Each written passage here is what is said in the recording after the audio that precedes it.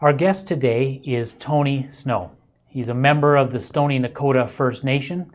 He works as the Indigenous lead for Southern Alberta for the United Church of Canada with a focus on social justice, the TRC Calls to Action, and outreach to Indigenous people through the Urban Indigenous Circle. He's currently preparing for ordination and completing the MDiv program at the Vancouver School of Theology. Tony's father, the late Reverend Dr. Chief John Snow, was the first ordained Indigenous minister in the United Church. And Tony continues to engage in the work of his father, which his father began with his brother John and sister Gloria, who are also training for ministry. This week on our campus, we observed Orange Shirt Day, the day set aside for Canadians to remember the residential school experience of Indigenous children in Canada. These schools were church-run schools where approximately 150,000 Métis, Inuit, and First Nations children were sent between the 1860s and the 1990s. Schools that did great harm to Indigenous children by removing them from their families, forcing them to speak English or French instead of their own language, disconnecting them from their culture and traditions, and indoctrinating them into the legally dominant Euro-Christian Canadian society. The Truth and Reconciliation Commission, the TRC for short, spent 6 years traveling to all parts of Canada to listen to the stories of survivors of these schools. They heard stories from over 6,000 survivors. And when the commission was done in 2015, they produced a final report with 94 calls to action, asking institutions like churches and universities like ours to remember and to engage in meaningful acts of reconciliation. Tony Snow, welcome, and thank you for coming to be our guest today. You're very familiar with the calls to action from the TRC final report. I'm wondering if you could say, in your opinion, how much progress we've made on those calls to action. How seriously have they been taken? And I'm especially interested in your view on how the followers of Jesus have responded to those calls. The TRC was brought about by the Residential School Agreement in 2008. And so for that time period between 2008, 2014, 2015, when the report was released, study was done and traveled across the country, as you said, but that's only a fraction of the people who were affected. They didn't get to hear all the stories. Many of those who were affected were already gone, passed away, and the repercussions to their families are continuing in those respects. So we didn't hear from the families, we heard a lot from the survivors. And so the ongoing trauma that existed at that time is only now being addressed. And so we're in our 5th year now in 2020, where we are looking at the calls to action and finding a way to implement those in a concerted manner. For a lot of the religious institutions, particularly the one that I'm from the United Church of Canada, there's been fits and starts according to that. There are numerous efforts to learn more, to be educated. There's not a lot of effort to engage and to change the nature of the relationship, to repair and to redress some of those hurts and ill will that exists between the Christian community and the First Nation people. Several of the calls to action call for the repudiation of something called the Doctrine of Discovery, some 15th century legal and political documents that asserted that if a Christian nation discovers a land, they have the right to rule it and take it over. Mm-hmm. Why do you think the call to repudiate the Doctrine of Discovery is so important to First Nations people, and why is it mentioned so often in the TRC final report? I think that a lot of it has to do with the connection that people are making between the political realm and the realm of that social impact that is happening for various nations. For Canada, it is tempered by the Royal Proclamation of 1763, where the king actually noted that lands could not be taken up unless they were treatied, unless they did treaty agreements with the First Nations. So that had a tremendous impact on regaining some of the autonomy for Indigenous people. The important part around that is that it wasn't something that was benevolently given. It wasn't something that was considered. It was a reaction to the wars and to the actions of Indigenous people to express their concern about their rights. And so when we come back to the issue of who is lobbying in our interest or who is working in our interest, there aren't a lot of advocates in that regard in history. And so as we move forward, we've tried to repair that by establishing those relationships and trying to find a better way to work together. So it's like the repudiation of the Doctrine of Discovery is really a way of clearing a way for restoration and healing of relationships. Yeah, the doctrine itself is a remnant of the Christian view of people and of their relationship to their creator and their land, the legitimacy of their beliefs, and how that is interpreted into social institutions. And so when we look at how we want to ascribe Indigenous belief and autonomy, there's a battle going on. And so the Doctrine of Discovery has been used as a tool to reinforce that. I want to keep talking about some of the calls to action. Yeah. And one of the calls in particular, number 60 in fact, is very specifically directed towards institutions like ours. Let me read a part of it. We call upon leaders of the church parties to the settlement agreement and all other faiths, in collaboration with Indigenous spiritual leaders, survivors, schools of theology, seminaries, and other religious training centers, to develop and teach curriculum for all student clergy and all clergy and staff who work in Aboriginal communities on the need to respect Indigenous spirituality in its own right, the history and legacy of residential schools and the roles of the church parties in that system. I want to focus on one part of that in particular and ask you a couple of questions about it. In particular, this line, we call upon schools of theology, seminaries, and other religious training centers to develop and teach curriculum for all student clergy on the need to respect Indigenous spirituality in its own right. First, why is it so important that a ministry student at a place like Ambrose University would learn about Indigenous spirituality and the history and legacy of the residential schools? Mm-hmm. It's interesting because it still occurs today. The impetus to indoctrinate, the impetus to override the beliefs and to belittle the beliefs. And we've seen that even in the United Church and other areas where that has occurred and continues to occur. It's to address the systemic racism that is endemic to this process of education.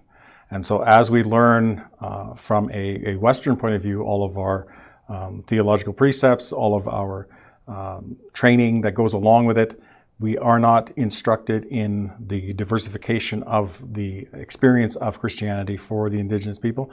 Our experience is very different. When we came to meet the missionaries, we had a much better instance of forming relationship. And so we had always had good relationships with the explorers, with the missionaries that came through this area in Treaty Number 7, through southern Alberta. And in those relationships, we developed a way of working together, especially in our beliefs and sharing our beliefs and in working in a way that is conducive to supporting one another. And so here that existed. In other areas, even within southern Alberta, you have the running roughshod from Christian groups, especially the major institutions that had a foothold for the residential schools, that formed a way of indoctrinating through the government indoctrination program of assimilation, and to fulfill some of the reporting that was going on for some of the early bureaucrats that came through. That really wanted to change the way that relationship existed. So Duncan Campbell Scott and the Davin Report were instrumental in trying to change the nature of the relationship and change the nature of the dynamic to control Indigenous people and their beliefs. I'm just thinking of a ministry student who may be listening to our conversation today, and they may be thinking, why would it be important for me to learn about Canada's Indigenous communities, the history and legacy of the residential schools, and in particular about Indigenous spirituality? Where would be the value in that for a ministry student who may be heading out somewhere that they've never lived before? Yeah, and I think a lot of that is given to the current condition that we live in. Whether we're sent to missionaries abroad, whether we're sent to missions abroad, or other areas where we engage with a population that is not our own and doesn't have our own belief system, it doesn't have our own understanding or precepts that condition the way that we enact and that we look at their faith system, their ability to connect with their Creator. And so we want to be able to respect that as we walk into spaces, and that we are coming in a way that is healing and whole, as opposed to continuing the subjugation that occurred under our previous Christian missionaries. And so it's an attempt to address some of the wrongs that happen by going forward in a way that is more balanced, in a way that is more informed, in a way that actually helps and supports the work of missions, the work of people who are working in the interest of the communities that they serve. Here's a second question. In that call number 60, there's a call to, and this makes some people nervous, this phrase, to respect Indigenous spirituality in its own right. What exactly is being asked of us here? Are settler Christians being asked to affirm all forms of Indigenous spirituality as valid ways of knowing and worshiping God? I think a large part of it is trying to find a balance between the understanding of different beliefs. When I look at this question, I look at it in terms of the treaty relationship. When I look at the connection of how we were to develop a rapport between one another and to find an area of respect. The reason I say that is because as we develop as a society, this foundational relationship, the foundational impetus that was started there, is actually translatable into the world that we live now, in terms of diversity, in terms of interfaith, in terms of other groups that we may not know anything about. There's a move toward understanding, a move towards tolerance, and a move towards really bringing ourselves into a full sense of who we are in relation to everyone else. And that was what initially what the treaty relationship was to be, is to find a balance between what we know and what we see in others. Back in 2017, Ambrose University struck a committee to draft our own institutional response to the Truth and Reconciliation Committee final report. And let me just read one part of that response. Too often we have acted toward Indigenous people as though they know nothing of God and have nothing to teach us about God, or anything for that matter. Too often we have acted as though Indigenous people need to be rescued, not just like all of us from sin and death, but from their own culture. This approach has been disastrous. Likely you agree with that, but it leads me to ask this question. Where do you see settler Christian groups having an opportunity to learn from First Nations practices of worship, discipleship, their views of God? It's an ongoing engagement, and I think the work that we do to invite others into our spaces in order to begin this work is critical. So we do an ecumenical conference. We've done it for the last couple of years, where we are working in an ecumenical and interfaith way amongst different faith groups to invite them to understand and demystify some of our belief systems and understand how we relate that to a larger context of our Christian worship and ability to work within both realms in a way that solidifies and honors our beliefs and commitments to Creator, in our commitments to the earth, in our commitments to one another as community members.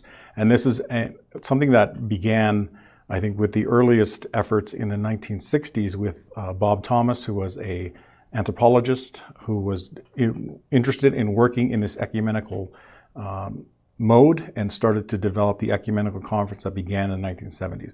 My father was instrumental in bringing it to Morley, and we continued that for 15 years, bringing groups from all over North America, Central America, South America, in order to participate and to learn from one another, to show that our beliefs are not so foreign to the Christian way of thinking, and that we can find a compatibility within that, which we express and practice in our ways for the past 140 years. Thinking about the visibility of Black Lives Matter and heightened awareness in Canada right now around systemic racism, we've been encouraged to learn the names.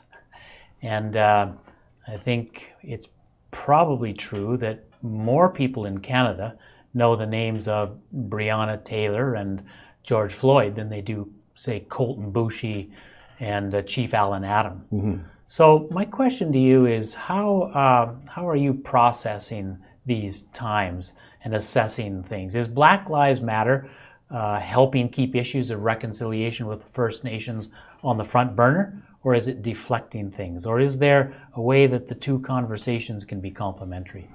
I think that they're part of the same conversation. I think that they are part of the same striving towards an equality. I think that though we have instances where we can talk about Colton Boushie and Allen Adam, there are instances where we don't hear a lot of the stories. We don't hear a lot of the tragedies that are going on that are endemic to our system right now.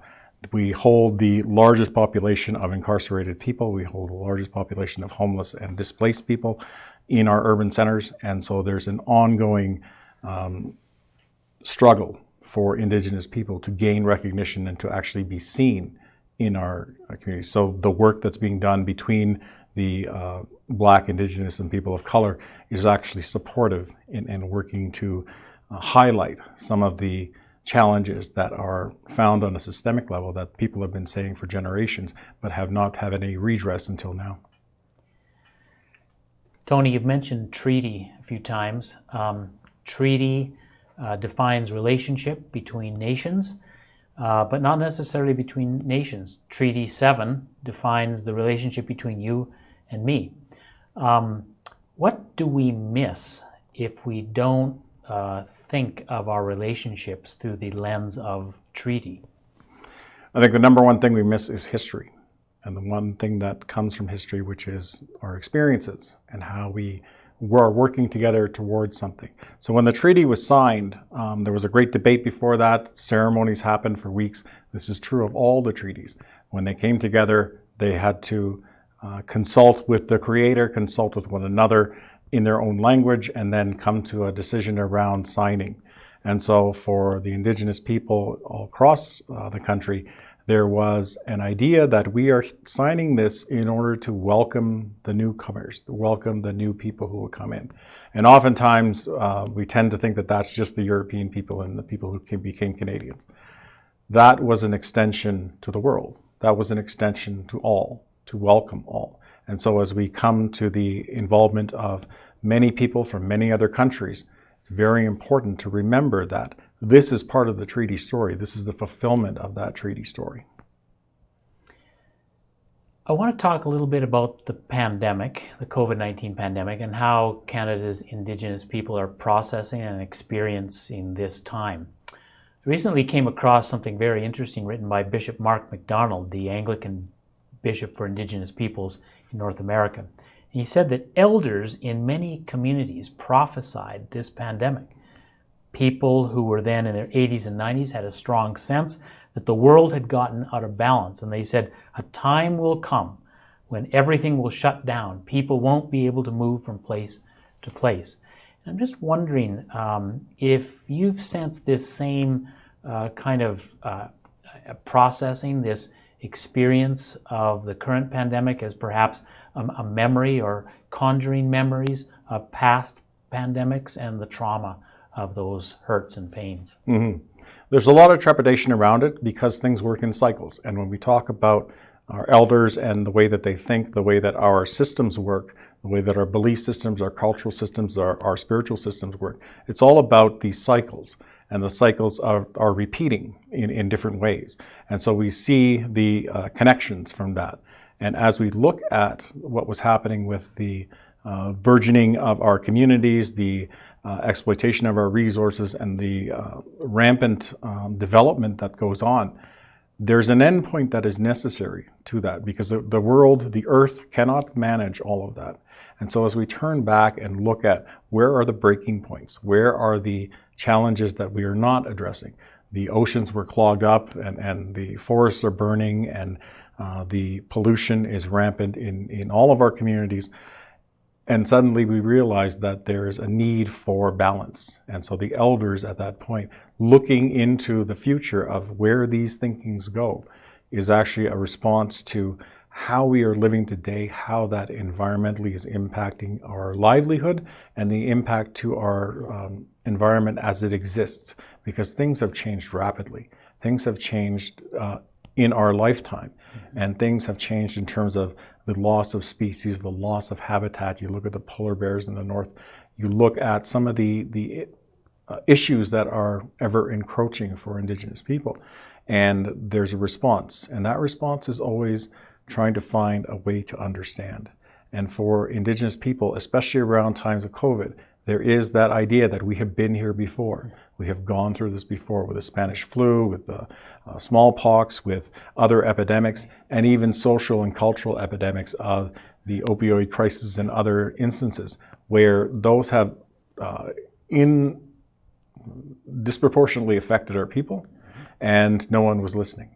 And so at the early times, there are stories about people leaving during the time of the Spanish flu, and had gone into the mountains, had left their community, because they knew that this social isolation thing that we talk about now, that was very much how we would work through and understand our traditions, that we cannot survive in a particular environment, so we move along and we try to find a way to make a balance with creation that will allow us to live. And I don't think we really understand that when we set down cities in solid concrete and we never move them and we expect the world to produce for us. That has an endpoint, because it won't always sustain. Tony, at Ambrose University, we have worked fairly hard at remembering. We do lots of land recognition. We do Orange Shirt Day. We do awareness raising in other forms. We've done the blanket exercise several times. We regularly hear voices like yours on our campus. But what if all we're doing is remembering? In fact, what if we're not remembering in a healthy way? You've mentioned to me that some acts of remembrance simply leave us with trauma and don't lead us to some kind of redemptive opportunity. Mm-hmm. So how do we remember well so that we are led to something better, something redemptive and something active? You think about, when I think about this question, I think about it in terms of Scripture, where we are learning from the past, we are learning from experiences and understandings and lessons that have been passed on. And if we engage in that manner where we are remembering, we are engaging, we are living out and being able to exemplify the best responses and the best ideas around that, then we find a better way to engage with the world as it is now and our abilities now.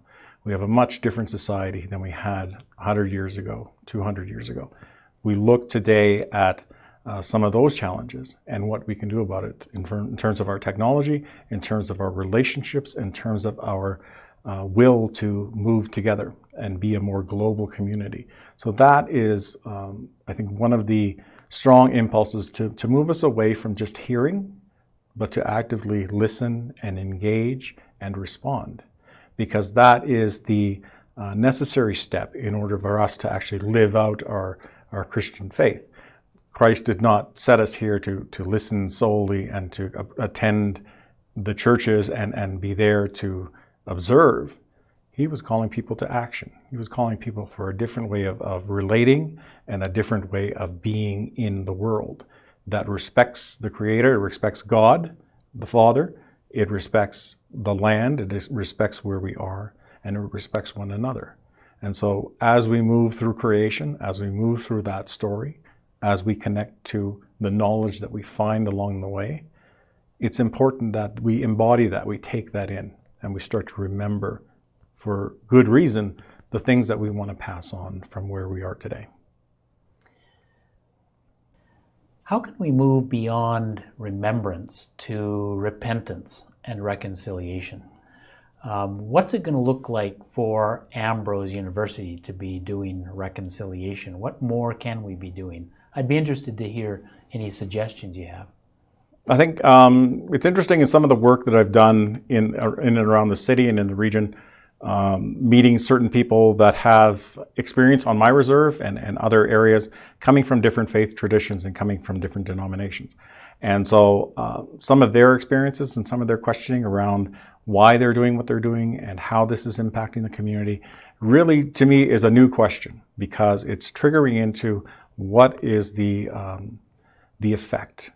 And we don't see that question happening a lot previously, but now within this time of Black Lives Matter and missing and murdered Indigenous women, there's a recognition that all is not well and that we have to do something in our own context in order to create a different outcome for these problems. On September 22nd, we commemorate Treaty Day, which is the signing of Treaty Number 7 and the beginning of the relationship that started in 1877. On September 30th, we commemorate the lives of those who were lost and those who were affected by the residential school system with Orange Shirt Day. And on October 4th, we remember the Indigenous women who have gone missing in our communities, the ones who have been murdered or killed, suffering domestic violence, suffering discrimination, suffering abduction. And we try to find a way to address those wrongs to the women in our communities who, in our Stoney community, were the heads of the household, were the leaders in our community. And we come from a matriarchal society. They are the cornerstone of all that we work toward, because they are the nurturers, they are the teachers, they are the helpers, and they do a lot for our communities. When we lose a woman in our community, we've lost a whole tradition, we've lost a whole side of our community, and our culture is the less for it. Tony, my heart has been encouraged by our conversation today. Thank you for helping increase our understanding. Thank you for these good suggestions and encouragements to keep going on this journey towards reconciliation. We're going to need more than knowledge, though. We're going to need God's grace to help us respond to these challenges and to restore the relationships that we've been talking about today. So I'm going to ask you if you'd close our chapel in a prayer for that grace. Happy to. Creator God, the one who is always with us, the one who is in our hearts and our minds, who was there at the beginning and carries us through our life, gives us hope and direction and love. We remember these commitments that we are set forth here in creation, to look after the waters, to look after the trees, to look after the mountains, to look after the land. We remember that we are connected to all things, and that all things are within us. We remember that we are part of the story of this world, part of the story of this creation, part of the story of this land. We know that your gifts to us have strengthened us and have given us a good foundation for living out our lives here on Turtle Island. And we offer our sincere thanks and our hope for the future, for our future generations, that they might be able to learn and they might be able to carry on that message, that they will be secure in knowing who they are and what they believe, and they will welcome others of different beliefs, and that they will be open to that relationship. Jesus Christ, the Chagawaka Wahogu Harichin Narizi, Narigi Chabichan, Nagahais Nagu, Chatnea Ichiath. Amen. Amen.